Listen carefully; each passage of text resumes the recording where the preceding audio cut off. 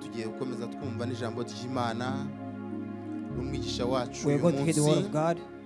turasaba mwarimu Felix We're going to ask Evangelist Felix, who's going to come forth, aze akomeze n'uwo mwanya and he's going to continue with the word of God as God has ordained him to do so.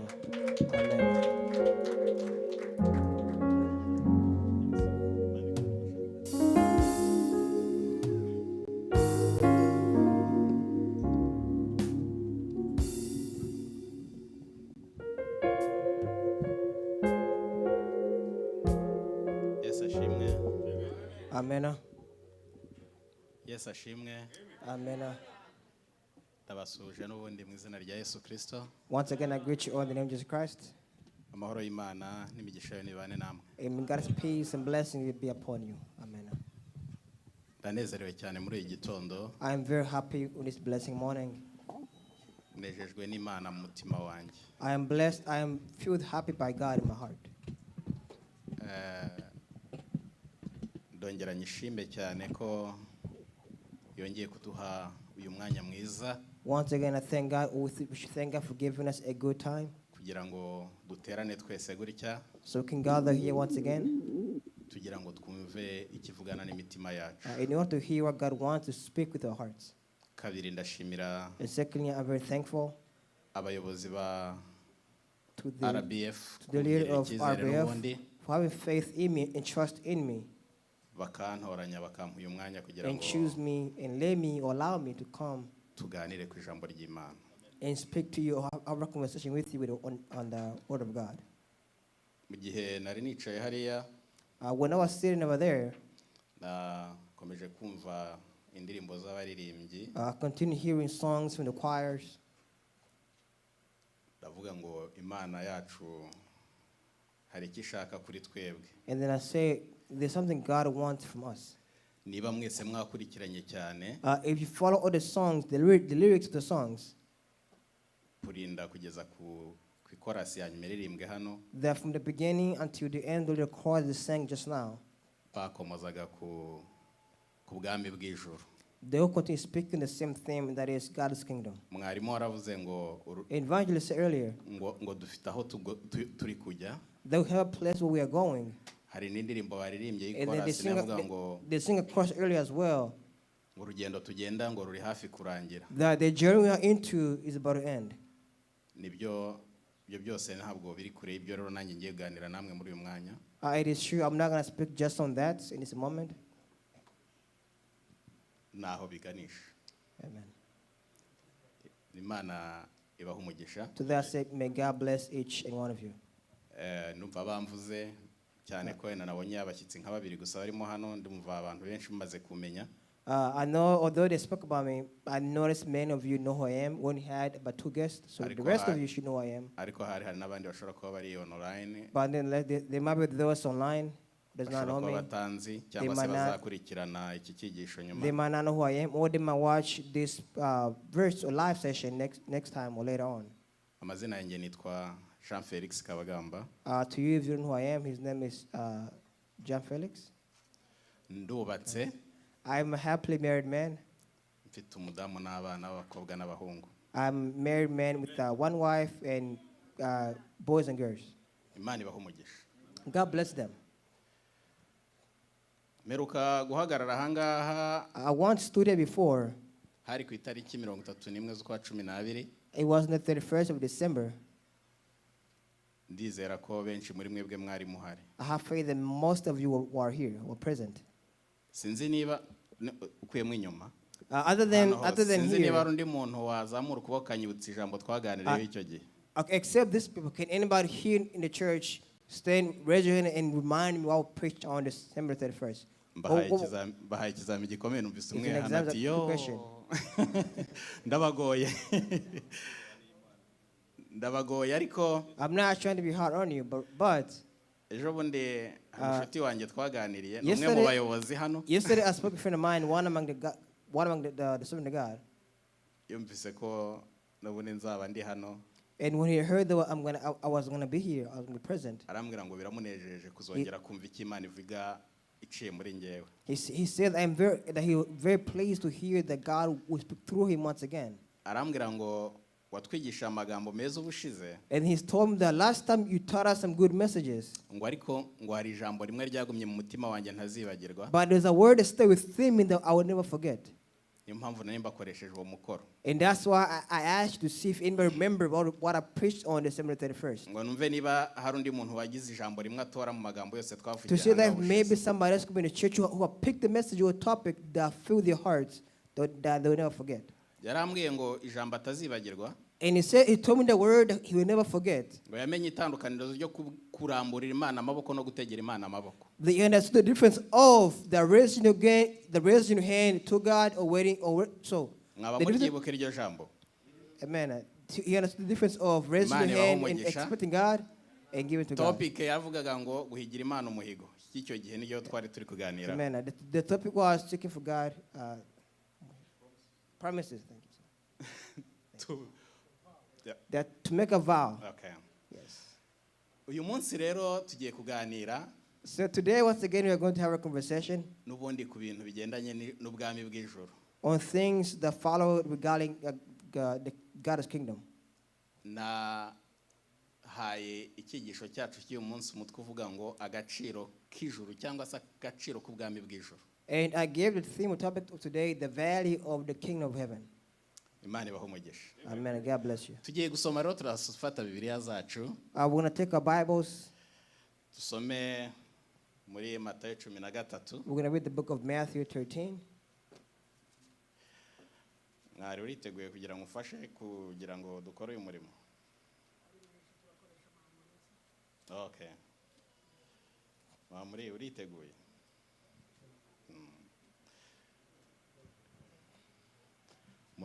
turasoma muri Matayo Once ubutumwa again, bwiza bwa Matayo ibice 13 the book of Matthew 13, turahera ku murongo wa 44 tugeze ku 51 verse 41 until 51. ubutumwa bwiza bwa Matayo Once again, good message from Matthew. ubutumwa bwiza bwa Yesu Kristo ko bwanditswe na Matayo The image of Christ that written by Matthew, ibice 13 verse chapter 33, 13, umurongo wa 44 kugera 51 verse 44 until 51. wahaguruka ukadufasha gusoma Amen. kadusome mu izina rya Yesu ubutumwa Amen. bwiza bwa Matayo ibice 13 umurongo wa 44. Umutwe w'amagambo uravuga ngo umugani w'izahabu ni Margarita n'urushundura. Umurongo wa 44 akavuga ngo ubwami bwo mu ijuru bugereranywa n'izahabu zahishwe mu murima, umuntu azigwaho arazitwikira aragenda, umunezero umutera kugura ibyo yari atunze byose ngo abone kugura uwo murima. Kandi ubwami bwo mu ijuru bugereranywa n'umutunzi ushaka imarigarita nziza, abonye imarigarita imwe y'igiciro cyinshi aragenda agura ibyo yari atunze byose ngo abone kuyigura. Nuko kandi ubwami bwo mu ijuru bugereranywa n'urushundura bajugunya mu nyanja ruroba ifi z'amoko yose, iyo rwuzuye barukururira ku nkombe, bakicara bagatoranyamo inziza bakazishyira mu mbehe, imbi bakazita. Uko niko bizaba ku mperuka y'isi. Abamarayika bazasohoka batoranye abanyabyaha mu bakiranutsi, babajugunye mu itanura ry'umuriro, niho bazaririra bakahahekenyera amenyo. Ayo magambo yose aho murayumvise? Imana iguhe umugisha. Baramusubiza bati ye. Yesu ashimwe. Kuri 51 haravuze ngo 51 says, ayo magambo yose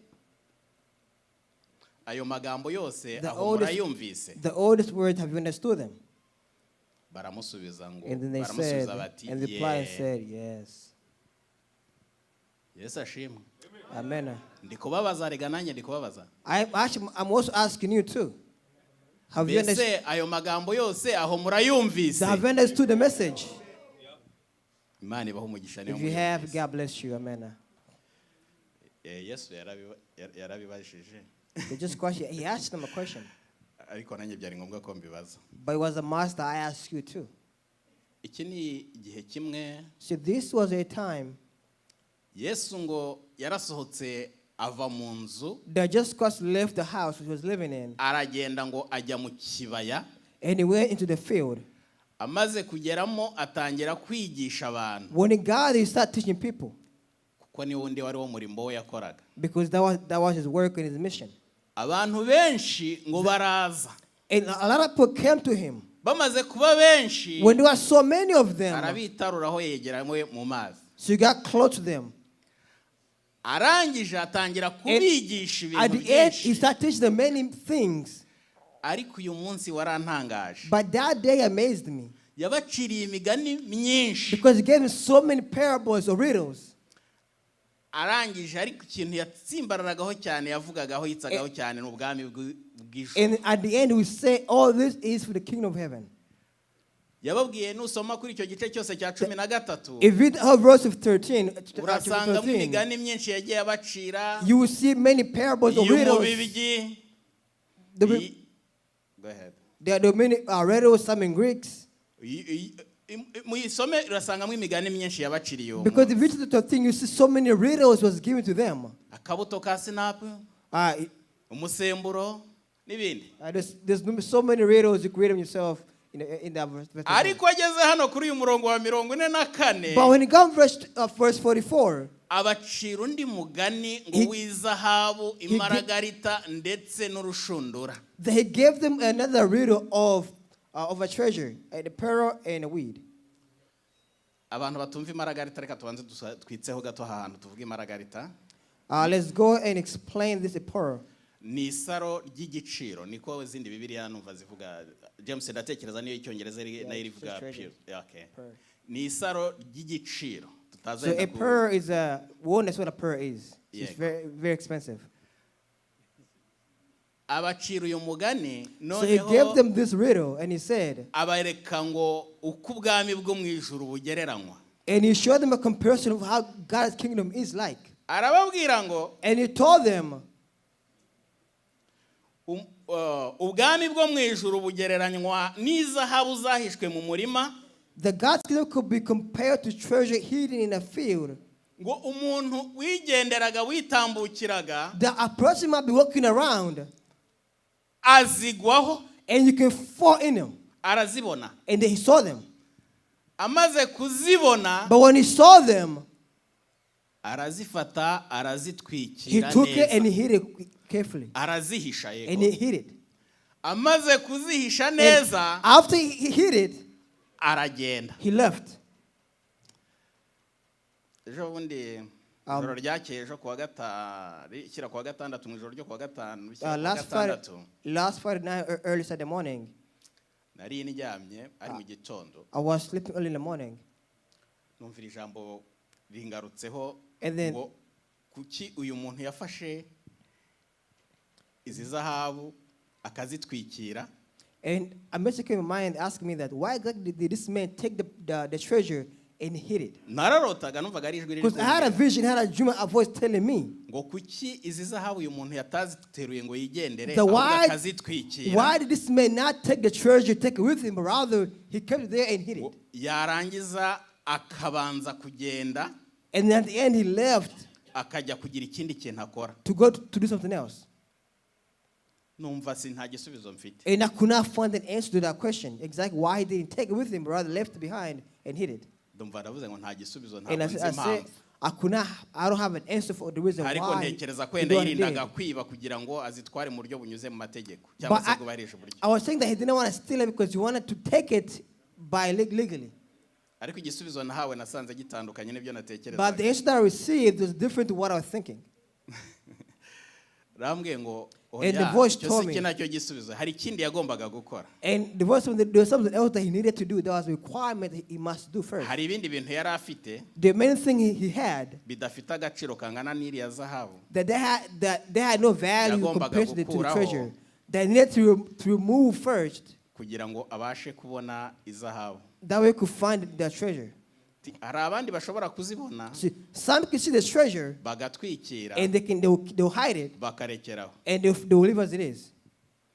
Narakangutse nkomeza kubitekerezaho. And I woke up and I was thinking to myself. Nkomeza nsaba Imana ngo impe irindi hishurirwe And I pray for God to give me another vision or another answer to that question. Ariko ntaribagiye aho ngaho haravuze ngo abantu benshi baragenda But I was told that many people they go. bakakira ibyo bakira cyangwa se bagafata ibyo bafata The many people they take things or they receive bakarambika many aho ngaho, things and they'll keep it, ariko ntibagire ikindi gikorwa bakora. but they do nothing else. Nicyo narangirije ariko nijya gushaka ibyo bintu bafata bagatwikira 'Cause cyangwa bakigendera nsanga I need to go and look exactly what is it they're taking, they're keeping, they're hiding. nkompaye rero n'ijambo ry'Imana ndimo gutekerezaho. So when I think on the word of God or the message God Sanga gave inshuro me, nyinshi tujya twakira agakiza I saw that many times we receive blessings tugatera intambwe zisabwa guterwa, that we take steps to succeed. twamara kukakira And once I receive that blessings, tukicecekera twumva ko byarangiye, and then we stay quiet, that we think it's done. tugatwikira And then tukaryama we keep it, we tugasinzira. sleep, and we hide it, our blessings. Narabatijwe, I was baptized, narakiriwe mu itorero, I was in the church. ibyo birahagije. Hey, that's enough. Oya, No, hari ikindi gikorwa. there's something else that must be done. Uyu muntu ngo amaze kwicwa, amaze kubona ibi bintu ngo This man aterwa yuzura umunezero That when you mwinshi see the treasure, he cyane, was filled with joy. ngo amaze kuzura The ones that umunezero, filled with joy, umunezero umutera kujya kugurisha ibyo yari atunze his byose joy made him to go sell whatever he owned. kugira ngo babone uko agura uyu murima, So he could find a man to buy ngo that abone field. uko yegukana So he izi zahabu zari So he zishwe could find a way mu Rwanda. how he can keep the treasure that's hidden in that field. Ibi bintu yambitekerezaho, See, I usually think about this a lot of times. nkishyira mu mwanya w'uyu muntu, And I put myself in the place of that man. ariko nanone nkagaruka nanone nabwo nkishyira no mu mwanya w'umuryango w'uyu muntu. And then I put myself in the shoes of the man or the family of that man. Uko biri kose ndi wa mugani nk'uko bivuga, ndatekereza yari n'umugabo. Once again, I'm convinced this man was a married husband. Arangije Because at the end, ngo aragenda ajya mu rugo. because he went home.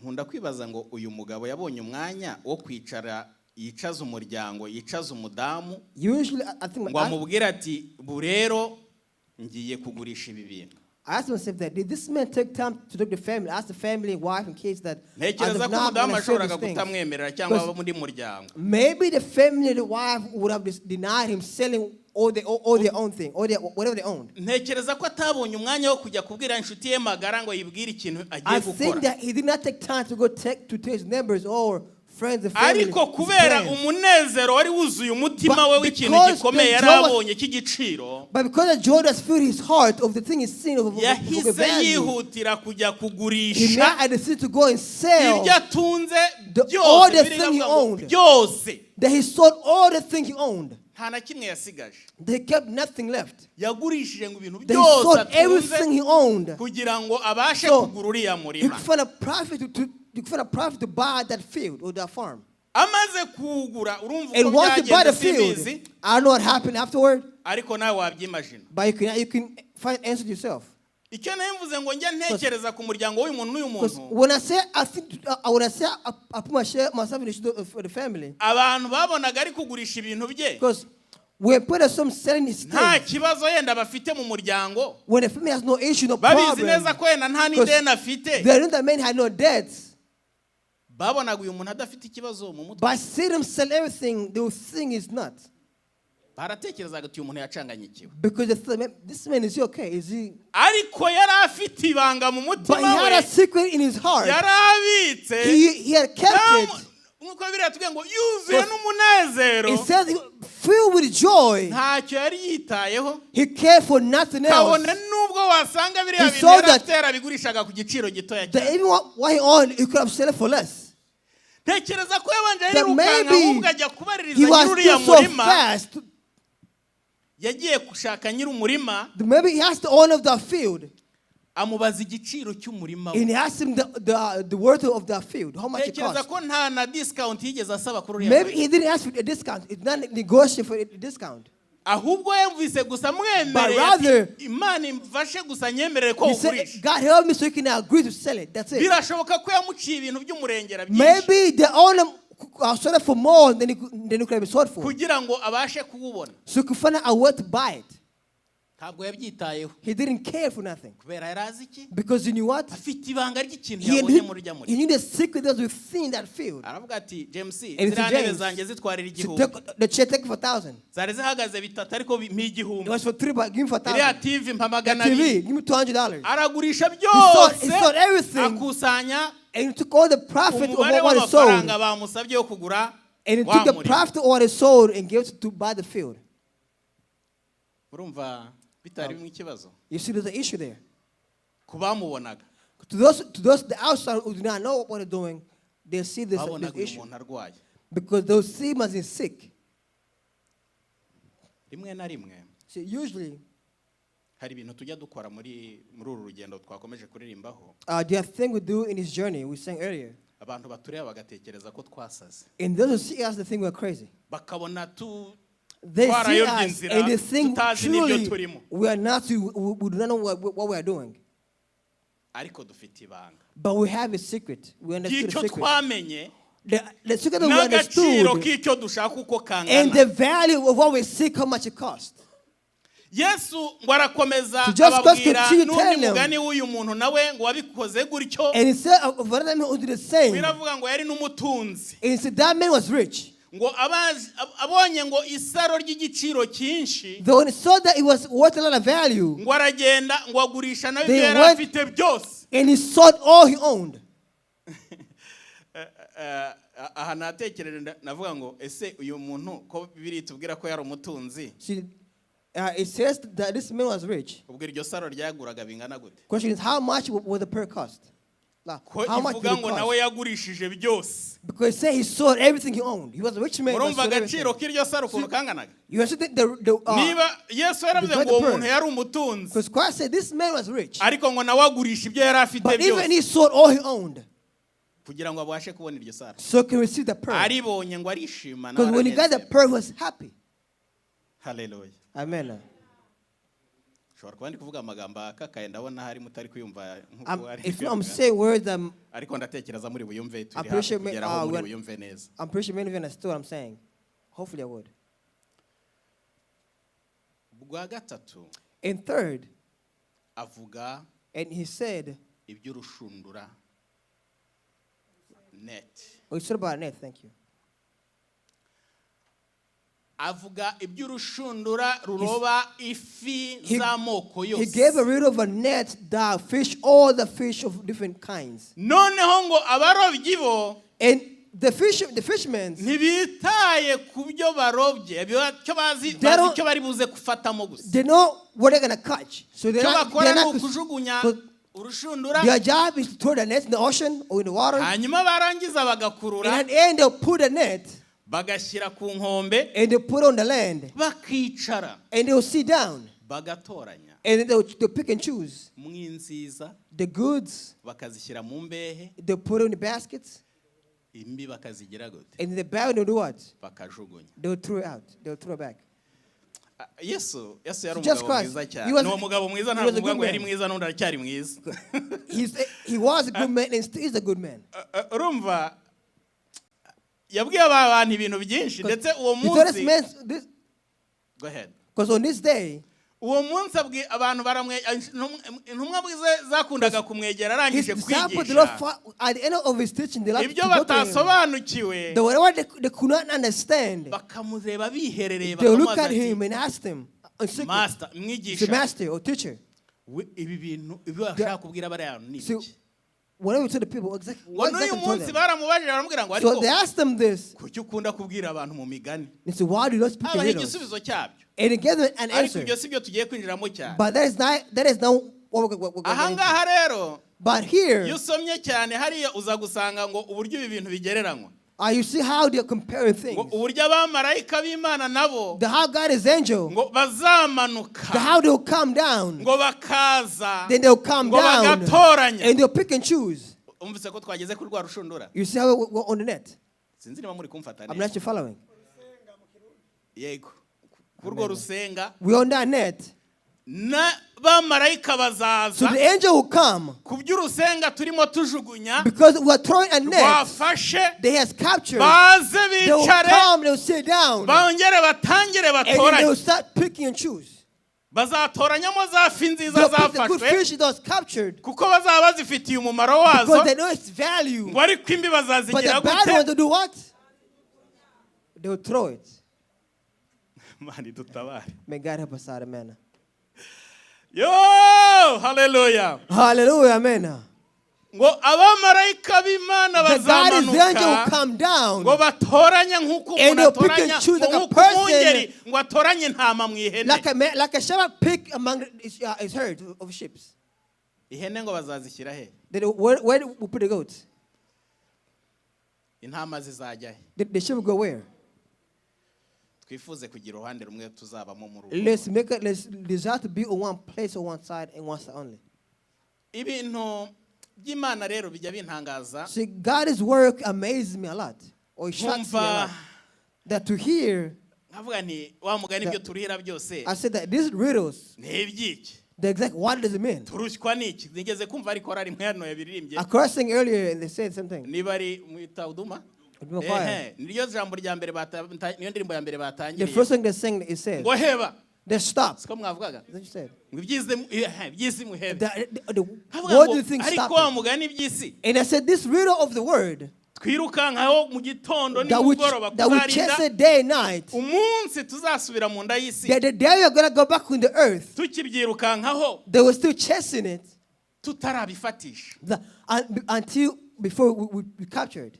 kumva n'uyu muntu ngo wari umutunzi nawe Hearing that this man is a rich hari man, akandi yabonye akumva he saw something else, akumva ntanyuzwe and he n'ibyo thought he was yari not afite satisfied with what he had. ahubwo akemera kubiheba Rather, byose he left everything behind akirukanka and took that one thing akagurisha agafata ako and kantu sold everything to take that one thing, the pearl.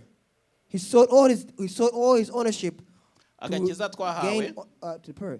The salvation we received or we have, gakomeye kuruta ibindi bintu byose it is more valuable than everything karusha else. ibindi bintu byose It is agaciro more valuable than everything else. ibyo twatunga byose Because everything we can own, amazina yose twakwitwa all the name can be called, ntabwo bishobora gusimbura agakiza that nothing twahawe could be more, nothing can be greater than our salvation. nkunda Dawidi cyane I love David a lot. yaravuze ngo umuntu David wabyawe said, n'umugore ngo arama igihe gitoya A person born by a woman live ngo live kandi short cyuzuyemwo umuruho gusa and live the world are filled with sorrow and sufferings. ntekereza abasogokuruza bagiye barama imyaka magana I think our ancestors lived for like 100 years. ariko nabo ntibigeze banyurwa n'iyo myaka But even they were not satisfied for how long they lived. bumvaga bagiye kare They felt that they died avuga ngo early. umuntu n'imyaka ingahe yarama And it's how long can you live? akumva bihagije And you feel it's enough. rero mu minsi yashize nari nuganira na madamu I went back, I spoke to my wife, turimo tuvuga ngo abantu bakuze akenshi nibo batinya urupfu and I said, those who are older, they fear death the baba most. bakunze ubuzima cyane Because they love life bumva now. bashaka kubaho They feel they're going to live on. ndetse hari umumama umwe mu minsi yashize witaye Imana imuhiruko ridashira A mom a while back said yatinyaga urupfu mu buryo bukomeye that she feared death a lot. cyane A lot. She feared death. kampamagara ati Felix And she asked Felix, yambwira baba hope and some hope. nimekufa kabisa I'm dying. She said, I hope I'm dying. I'm dead. She'll come and tell me I'm dead. She flew dead. amufasha ko nari nshoboye nyine nkawe And I help her. niba I ari aho help her. mujyana tukagenda I ariko pray for her. Help her out. uburyo yabukundaga ubuzima But they she kandi ku loved myaka life. ye In niho nkavuga ngo at her age. imyaka tuzamara ku buryo tuzumva twishimye So I tuvuge ngo said that- irahagije n'ingahe And I said, how long can you live to feel enough is enough? yo ntayo That is not. niyo mpamvu rero nibyo twaruhira byose And that's it. Everything could be touched. ibyo twaruhira byose Everything was sweating and receiving, or chasing. Dawidi umunsi umwe aravuga ngo David said, ni Salomo ndumva ari umuhungu wabivuze aravuga ngo or Solomon said, ngo umwami yirundaniriza ubutunzi n'izahabu n'ifeza that my king, to give me the richness, byinshi gold and treasure, and ngo all, ariko everything. ngo ntacyo bimumarira But nothing is valuable to kigira me. icyo kimumarira n'ibyo yinejejemo mu minsi y'imiruho ye cyangwa mu mirimo y'amaboko ye Because that made him tired in his living by working for it. ngo kuko ibindi byose Because everything else, yaruhiye mu isi he was tired in the world. azabisiga He will leave it behind. ngo hanyuma bifatwe n'undi And then uzamusimbura utarabiruhiye. Somebody else who mwumve somebody imiruho will come and take tubamo it. muri ino si. You see how tired it is. gusa ni byiza kubitunga But it's good to have it. It's good to own iyo it. tuba mu nzu nziza Because when we live in a good twariye house, good neza, home, eat well, tugafasha abo tugomba gufasha. help those who Babarira can. abagenzi. Sorry, ntagiye gufashwa niyo amen, mpamvu. Sorry. and help others who can. tukambara neza And tukaberwa dressing well. tuba feel twumva dressed. wow We amafaranga feel ni wow. meza. Mfite Money is umushuti wanjye good. tujya dukunda kubiganiraho Our friend of mine who nkavuga, speak about it. amafaranga ni meza. And we say Ndavuga, money ni meza is good. rwose. Do not say money is ariko good. amafaranga ntabwo ari byose. It's money is good, but money is not everything. Money is good, but it's not ubutunzi ni everything. bwiza ariko nta cyasimbura Wealth ubwami is bw'ijuru. good, but nothing is above God's kingdom. nta Amen. na kimwe The nothing gishobora is- gusimbura ubwami bw'ijuru. Nothing will place God's kingdom. reka dusome n'ubundi hariya muri cya gitabo twari turimo Let's go back to some book mwumve already ikindi kintu kimwe. and see something else. Niba uri muri tugende muri 19. Let's look verse chapter reka 19. tugende kuri 19 Chapter 19. mu gitabo cya Matayo ibice 19 dusoma umurongo wa 16 22 Verse 16 to 22. ya 16 Once again, chapter 16. ngo ni Matthew, iby'umusore Matthew 6. okay. Matthew Komeza. 16, verse 20. Matthew 19, verse 16 22. tangira kuri 16 tugeze kuri 22 nuranyuze gusimbuka dusomera umurongo wa 27 gusa. Reka dusome mu izina rya Yesu. Amen. Matayo ibice 19 umurongo wa 16. Umutwe w'amagambo uravuga ngo iby'umusore w'umutunzi.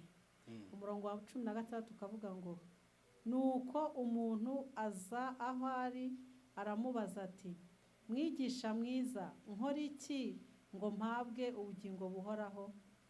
Nawe aramusubiza ati unyitira iki mwiza? Umwiza ni umwe gusa, ni Imana.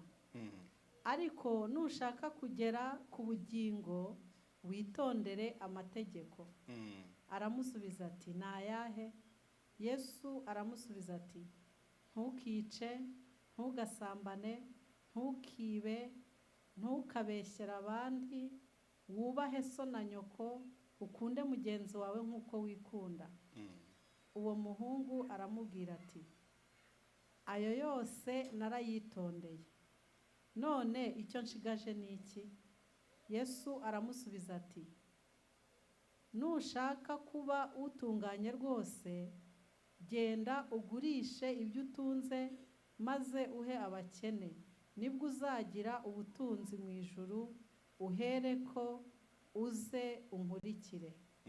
Uwo musore yumvise iryo jambo agenda afite agahinda kuko yari afite ubutunzi bwinshi.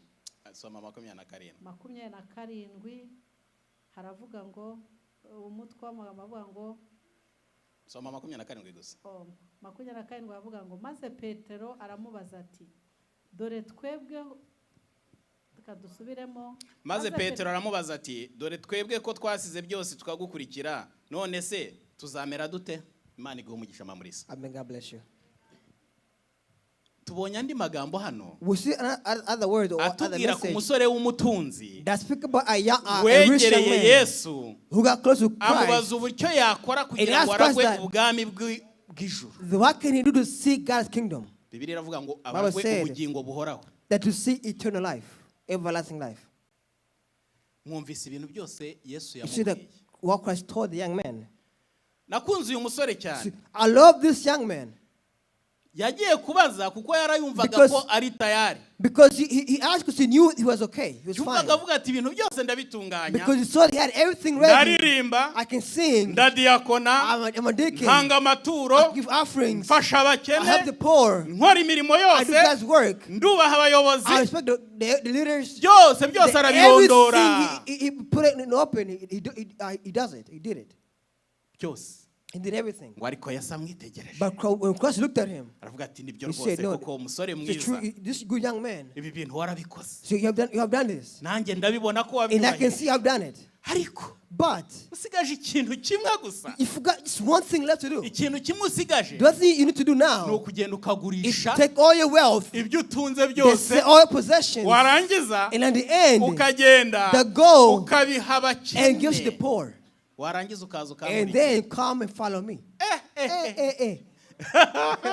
Mbega ikizami gikomeye It was hard to kubwira do. umuntu noneho nta nubwo umubwiye ngo somebody. ajye kugura ya zahabu, That to God who bought the pearl, ntabwo yongera kugura n'iriya saro ryiza, they cannot buy the good ahubwo field, noneho ngo abitange. but rather give it away now. None nta n'ikindi amubwiye azakora, Instead to do ngo nothing hanyuma else, but rather azamukurikire. when you sell everything, follow me. gukurikira Yesu biragoye. See, following Christ is very Yigeze hard. abwira abigishwa be, He told us follow once, abwira ngo umuntu and he nashaka said kunkurikira that for a man to follow ngo me, yiyange, the head ngo himself, namara kwiyanga the one should hate ngo yourself, yikorere umusaraba, that carry the ngo cross, hanyuma aza nkurikire. and then follow me.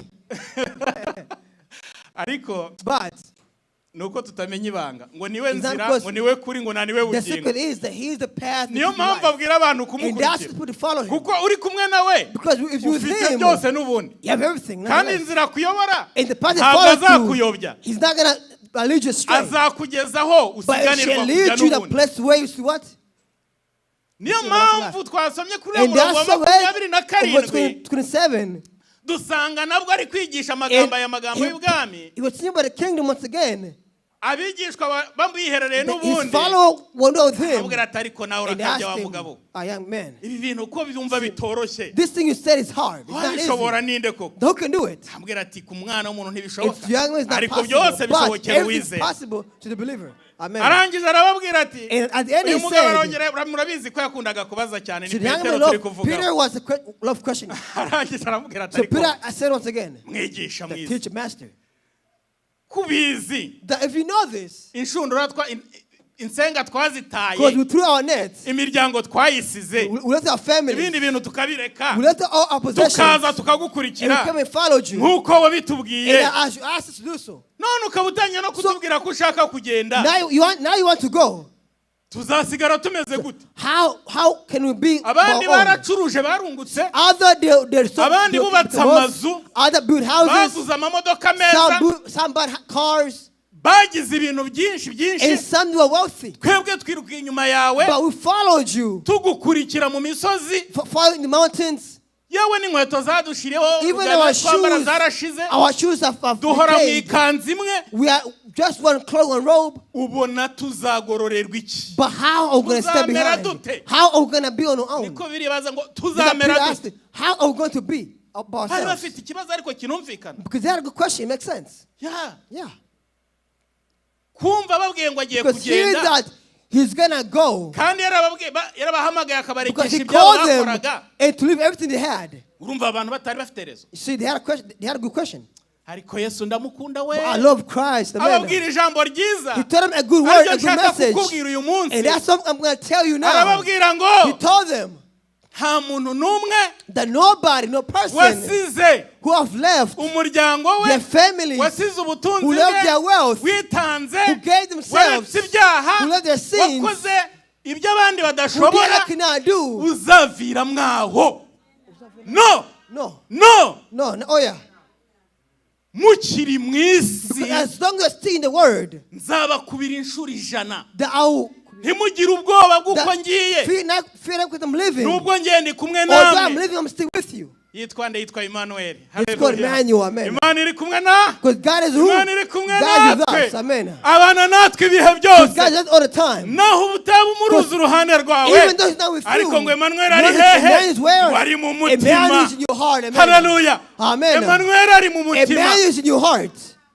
ntabwo yakureka. Because he will never leave you be. Nakureka nubona yakuretse, If you think it's leaving you, uzasubire handi mwasezeraniye, go where you umubwire promise. uti And ko tell mbona him isoni zigiye kunkora, that why I feel ko embarrassed. wansezeranije You made me a ko promise ninkukiranukira, that if I believe ninkora in ibyo you, usabwa, if I do ibyo what you ask usabwa, of me, utazandeka, that you will never leave me on my own. ko ntazakorwa n'isoni, That I'll find no shame. ko wansezeranije umugisha, Because you promised blessings. ukambwira ngo uzangurira Promise inshuro said 100 that nkiri mu you isi, blessed me 100 as long as you live. ngo kandi byongeyeho And on top of ngo that, n'ubugingo bugize And uteyamwe, you give me what? ngo buhoraho. everlasting life. Amen. Haleluya. Hallelujah. N'ubugingo buhoraho, Everlasting life. Too. n'ubugingo buhoraho. Amen. reka mbabwire Let me tell you this.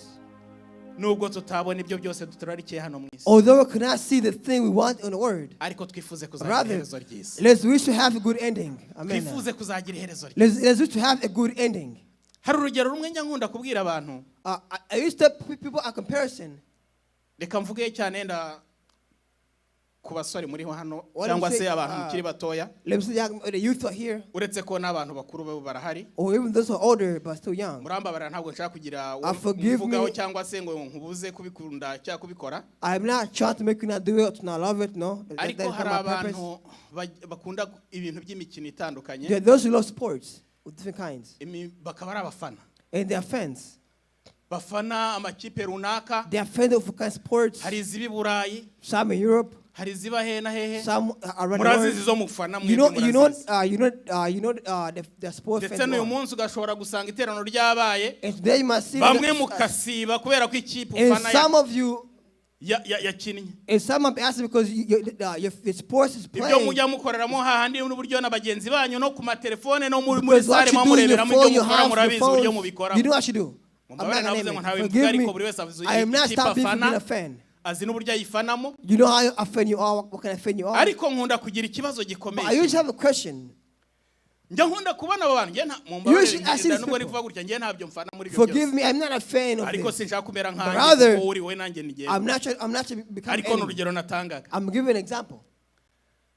iyo kipe ikakuraza ijoro udasinziriye Because your team rimwe na made you rimwe not get ugasaba enough sleep. n'uruhushya ku kazi ntujye And kwinjiza sometimes amadolari you request a day off, you don't go to work. ukasiba no kuza mu materaniro And you cyangwa don't muri come to church repetisiyo or to cyangwa n'ibindi practice mirimo all bagomba the gukora things y'Imana or the crowd practices. kubera ko ikipe ufana Because your yakinnye team is playing. itaza gucikwa n'umukino And because team's playing, you yewe cannot, you akabona don't miss wari it. no kuza kuwukurikirana nyuma watambutse And you don't know Ariko watch later, ukavuga ngo but ngomba rather you kuyifana. said, I must watch the team playing. ko muri guseka Why you murazifana laugh at your team? ndabona on that urubyiruko fence? rwose hano I see the young barimo men baseka here. cyane banza okay reka twiganire ntacyo nashaka Okay, ntabwo uri I'm kubabuza not saying gufana you- ariko ndagira mbaho urugero rutoya But I'm giving a good example. Short mu example. bakristo To Christians, harimo abantu bameze nk'abo bantu they're just like that. They're just like that. harimo abantu bameze They nk'abafana are Christian like fans only.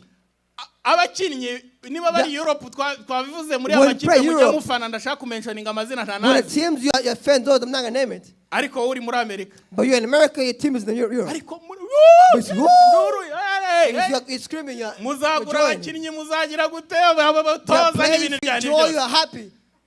mwatsinda none induru zikavuga And when your team uburyo wins, n'ibibambazi mushobora kubimena You can ensure the harimo walls, utwo njya the team mbona won. bajya bamena n'amativi ngo I kuko see those- batsinzwe I see this in short TV because their team lost. ibyo ndi kuvuga ntabwo aribyo ntimujya mubibona What I'm abayobozi. saying, have you not seen it? Some show TV because the team lost. noneho rero ikintu kijya kintangaza nshaka kuvugaho ni iki What amazes me is this.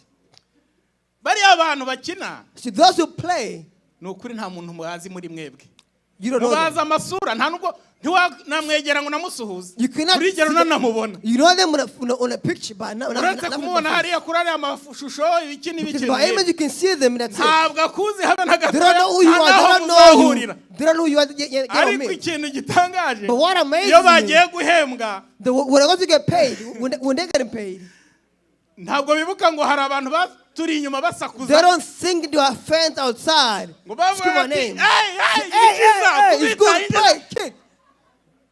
ntabwo babyibuka na But they don't gato think about that. ahubwo baragenda iyo But bagiye rather, kwiherera mu myiherero yabo They got paid. And baranezerwa they're imidari happy. bakambara ibikombe They- bagahabwa They receive the medal, the abafana medallions. barangiza bakagenda barwana And their friends, inzira they'll yose fight, they'll fight. batukana bagira They're gute causing each other. nta nyungu na ntoya babonamo But they don't know who they are. mwatakaje n'ibyanyu na energy zanyu You lost your energy and all possessions. mwuka akambwira ati And the Spirit tells me, abakristo bamwe muri ibi the bintu Christian like that, bameze nk'abafana they're like bake fans. baravuga ngo tuzajya mu ijuru They say, we're going to go to heaven. tuzajya mu Let's go ijuru to heaven. kureba to see bariyo all this. Amen. ko mucecetse I- tuzajya mu They say ijuru we'll go to heaven. kureba bariyo To see those who are rekera there. rekera urakoze Amen. God bless you. Thank you. uzagerayo ute Question, how would kuba mu you get there? kibuga ntukina Because you don't play in the field. burira indege ugasigara hari ureba kuri Well, if you're not televiziyo playing, you stay behind. You watch on the picture on TV. ni ukuzagerayo Question, how would you get there? jya mu kibuga Go in the Ukoze field. Imana iguhe umugisha. Amen. God bless you. jya mu kibuga uki Go in the field and play. haranira kuba umwe muri abo ngabo, Because kina nawe ubona uko uzabona ibintu, play so you can see. wiba umufana. Because don't be a Abafana fan rero only, because ikintu cya mbere fans, bakora the- barasakuza we, they're so loud. They're so loud. abakinnyi barabizi. Because the player, they know this.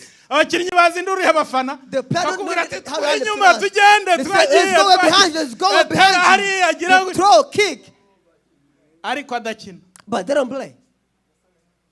adakina. But they don't play. Yesu we dutabare. The cross help us out, amen.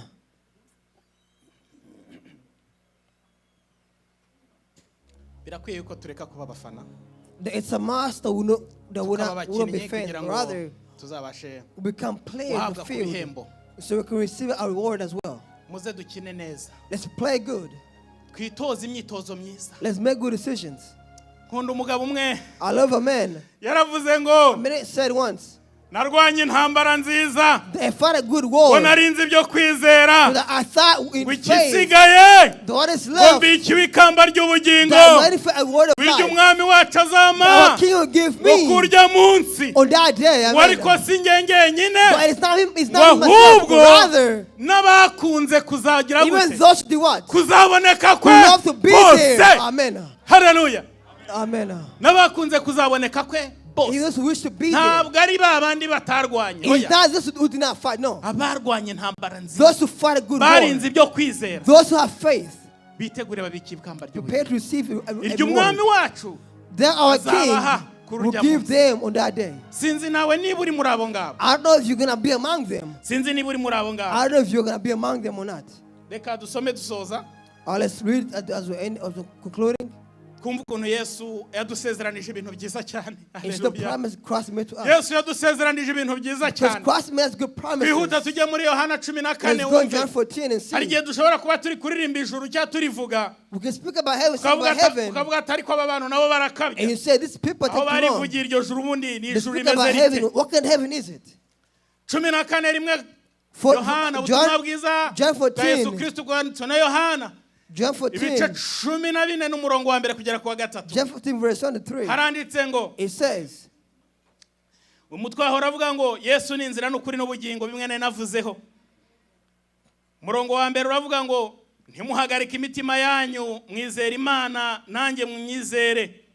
Mu rugo rwa data harimo amazu menshi, yaba atarahari mba mbabwiye, kuko ngiye kubategurira hanyu. Kandi ubwo ngiye kubategurira hanyu, nzagaruka mbajyane iwanjye, ngo aho ndi namwe muzabeyo. Amen.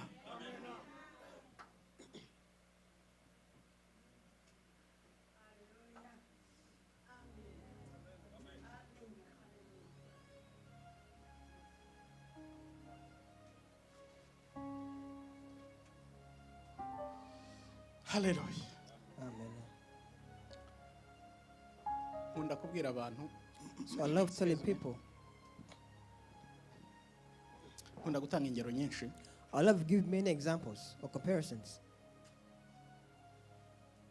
Tujya tubona cyane nka Houston, mbona ikunda kubakwa cyane. I see usually Houston is being built a lot. We see remodeling constructions in Houston a lot. Abantu babashe kugera mu bice dutuyemo hirya hariya. And if you came to see where we live, Hari ahantu hari ibiraro there's a place, there's bridges. kuri Sam Houston na 28. Same Houston and 288. Bubatse ibiraro byinshi kandi babyubaka ahantu. There be many bridges in that Umuhanda wari place. umuhanda tuhaye mu kirari, umuhanda rwose wari umuhanda muto. When we moved there, it was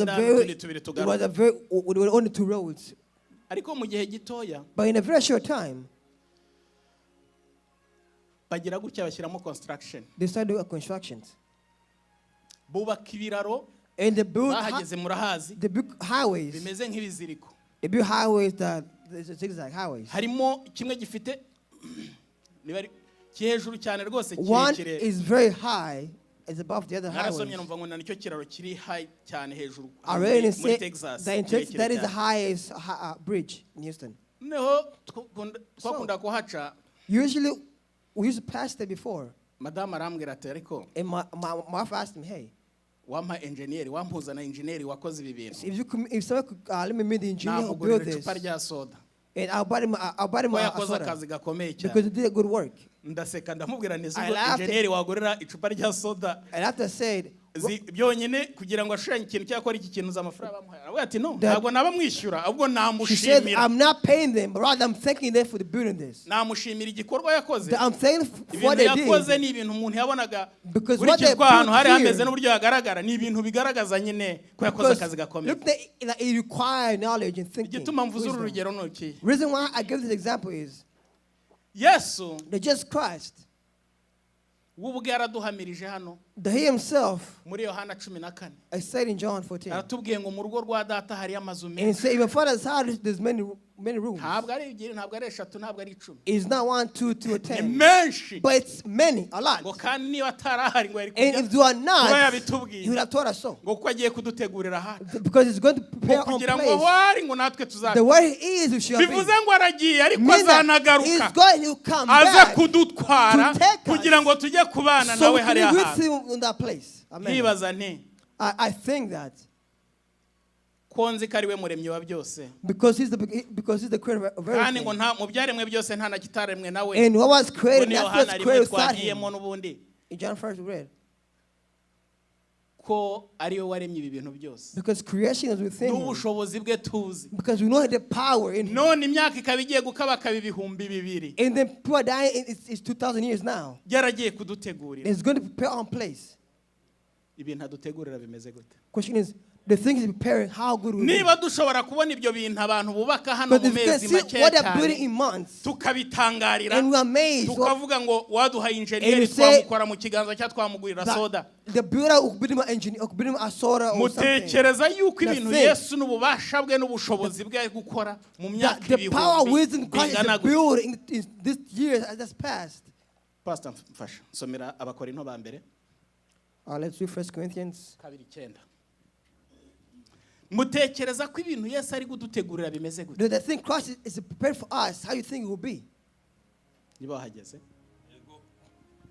Abikorinto ba mbere 2:9 haravuga ngo ariko nk'uko handitswe ngo ibyijisho ritigeze kubona n'ibyo ugutwi kutigeze kumva ibitigeze kwinjira mu mutima w'umuntu byose Imana yabyiteguriye abayikunda. Amen.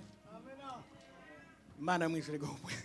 Amen. Yo hallelujah. Hallelujah. Bibiliya iratubwiye ngo The Bible says nkuko that byanditswe because as it was ibyo amaso written, atigeze kubona that cannot see, ibyo did not amatwi see, atigeze kumva what ears could not hear, ibyo umutima what the utigeze heart could never gutekereza desire or think ibyo of, byose all this, Uwiteka yabiteguriye God abamukunda. has prepared those who follow him. Amen. Hallelujah. Amen. Mwumvise ibintu The thing that Yesu yagiye gutegura the ukuntu Christ wants bimeze. to prepare things for Ibyo us. tubabwira ni ibyanditse. What we tell you is written. Ntabwo ari igipindi tubatera But it's not a ngo story tubareme telling you umutima or ngo to give you tubabwire ngo heart. gira oya. No, Ibihamya birahari. it is written. Ibihamya birahari. We have facts. It's written. Ibyo amaso atigeze What kureba. eyes have not Ibyo seen, amatwi what atigeze ears have yumva. heard to hear, Ibyo imitima what yacu the heart has itigeze yet to think of itekerezaho. or desire. Ibyo nibyo Uwiteka tubikiye. That's what God prepared for us. Amen. Abibikiye bande rero. Pray for who? Abibikiye ba bandi bose those bahisemo made gukurikira decision inzira ye. to follow Bamwe his path, bahisemo those made gukora decision ibishimwa nawe. to do what is Bamwe right, those made bahisemo decision kugurisha ibintu byabo to byose. sell all their possession, to sell it. Barangiza And at the end, bagahitamo kujya kugura ikintu to cy'agaciro follow, gasumba to do ibindi what's good for him. Amen. kugira ngo bazabashe kugera mu ijuru. That way they could go Naho to heaven. hantu Is that byaje ndi place. kubabwira uyu munsi I'm ngo telling you now, gurisha ibintu byose to uzi sell all possession that you think bitakwemerera kwinjira. that cannot allow us to go to Ko heaven. twamenye neza yuko Because we know and iyi nzira understand igana mu that ijuru this path to ngo heaven irafunganye. is very narrow. Ntabwo yakwemerera That kwinjiramo you cannot go n'amarage. as you are. Ntabwo ushobora kwemera kwinjira na luggage You zawe. cannot go to luggages. Ntabwo imitwaro ufite Because ibikapu the n'ibindi body you biriya bintu byose have, utunze all the things you bikubyiga own, bikubuza kugerayo. that makes you not go there. Bikureho. They leave it. Kuraho. They leave it. Gurisha Sell byose. it. Sell everything Bikureho. and leave Ubone it. ukubona gufata ikintu They kizima find a place yaguteguriye wealthy to catch. kugira ngo ubashe kuraga ubwami bwo mu ijuru. So you can see God's kingdom. Amen. Uriteguye? Are you ready? Uriteguye? Are you ready? Nkunda kubwira abantu ngo kugurisha Other ni people- intambara y'umutima. The selling is the word of your heart. Is the word of the heart. Twabonye urugero rw'uriya muntu We turavuga say ngo that this man, uburyo yagurishije ushobora that ko ashobora how he kuba sold, yarasekwaga. maybe he was hated. Nawe ushobora kuvuga ati Even you can say, hey, aka ntabwo nakareka. I cannot sell this. ukunda kugira ibyo ukunda nyine Because the byayo thing you love, ubizi se you know, do you know Turagira what it is? tubivuge mu mazina ntubizi ibintu wowe ukunda The thing byakunaniye you love kurekura that you can never let go. bishobora kuba ari ukiranuka ukora ibintu Well, byinshi yourself not to byose do many things. ariko ako kantu But kamwe that gusa one thing, that is one karasigaye thing that's left behind. karasigaye That's left behind. karakunaniye That you can never let go. kugira ngo ukarekure To let that one thing go. ariko bibiliya yatubwiye But the ngo Bible said, ni ukugurisha byose it is so nta na kimwe everything, gisigaye nothing left behind. kugira ngo ubashe kubona So you can see igishoro cyangwa se ikiguzi That gishyitse you can see the cyo right kugira ngo thing wemererwe kugura that can allow you to ikintu buy cy'agaciro kugira the ngo value of urabuganishe heaven. So you can nirwo see rugero yesu the kingdom. yatanze aravuga ngo Amen. He said, bigereranywa it's ubwami bw'ijuru comparable to bugereranywa that kingdom. bugereranywa It's comparable to God's kingdom. ntitukajye tubiririmba gusa ku That let's magambo not sing by words. twirwa tubyina Let's not dance by dancing. turirimba ijuru tujye mu Let's just sing by mwuka heaven in tuvuge spirit. ngo tuzaguruka And umunsi so we'll umwe fly one day. no No, yeah. ntabwo twaguruka tugifite iyo mizigo We cannot fly with this ntabwo luggage. yatwemerera kurenga n'iyi parafo We cannot even pass this building. kugira ngo tuguruke nuko To hari fly ibintu tugomba high, kubanza that kwikuraho thing we must let go. tukabireka bya bindi To byose let go behind tukaba supure and become new, pure, koroha and become soft. tukoroha Become soft. kugira Amen. ngo tuguruke So we can fly high. munsi ye abamarayika bazaza When the angel come kwicara gutoranya to sit down and choose, nawe ugasanga urimo batorana and you'll be among those who are chosen. maze yesu akakubwira ngo And icare God iburyo said, bwanjye "The mwana seat- wanjye the seat next to my wicare mu child, munezero wa to data enjoy my Father, uhabwe ibyo waruhiye and see uhabwe what ibyo was received." wabikiwe Amen. ntubizi se Don't you know what it is? duhaguruke Let's just stand. urabizi You know what it is. niba wumva hari ikintu mu byo twavuze byose If in what I've said, wumva ushaka kureka there's something you want to let niyo go, mpamvu abakozi bari hano and that's why they're here. tambuka tubikiwe na Yesu impera nini tubikiwe